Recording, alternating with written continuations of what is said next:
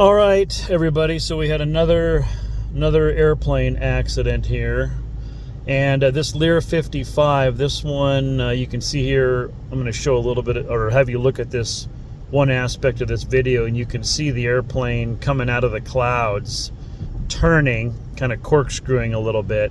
So this airplane took off, was immediately in IMC, and 30 seconds later, the airplane was out of control and hit the ground. So what would be causes that investigators would be looking at, and what would be the first things you're gonna check? Well, number one, they're gonna make sure and try to determine that the airplane was 100% intact when it hit the ground, and that would eliminate a control surface failure and something departing from the airplane. Some kind of a breakup, not even a breakup, I would say, like if you had a trim tab come off or some kind of a mechanical failure in relation to the controls. This could also be inside the airplane itself, some kind of like a cable breaking or something like that. So you want to try to eliminate those. So that'll be something they're looking at. The thing that sticks in my mind is a loss of situational awareness, so the loss of control due to the loss of situational awareness.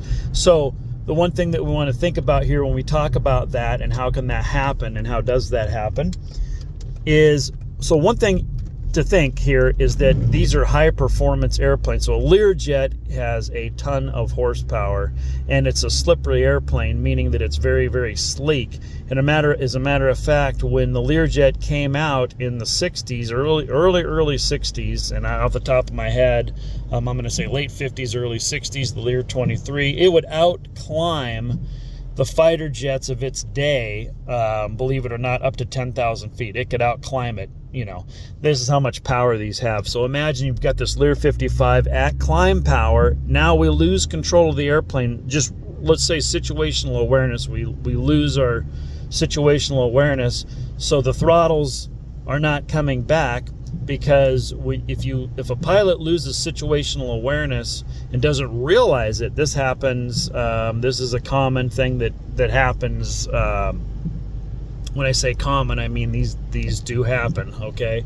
Where you just lose situational awareness for whatever reason. The airplane pops out of the clouds. In this case, the airplane is hitting the ground. Good Lord, it looks like it's going, 300-400 knots.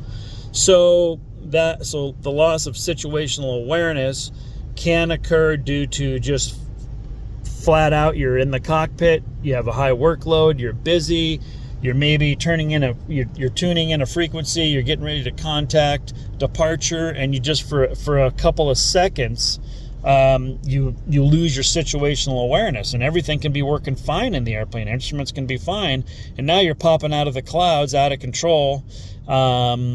That's going to be something that investigators are going to look at. Another thing would be the loss of situational awareness due to an instrument malfunction.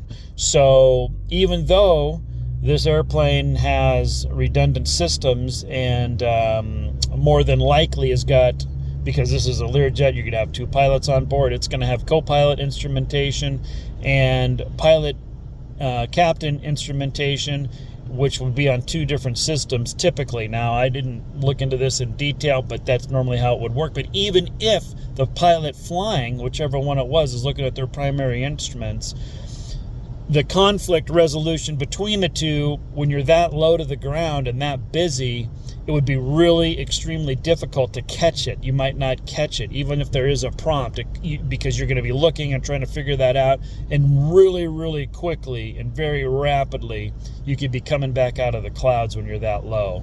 So those are going to be things that investigators will be looking at. Just a tragic situation, but just one other thing when you're in IMC. So, we were flying Cessna 310s and a Baron, and of course a Cessna 310 has a lot less performance than a Learjet. But I remember we took off out of Oxnard, California, in immediate IMC, and this was during the daytime, and this Learjet, of course, was at night, which can make it far worse. But we were in the morning, we were immediately in IMC, we were prepared for it. It was a heavy, heavy workload. I mean, it was extremely busy, and you just have to be on it like nobody's business.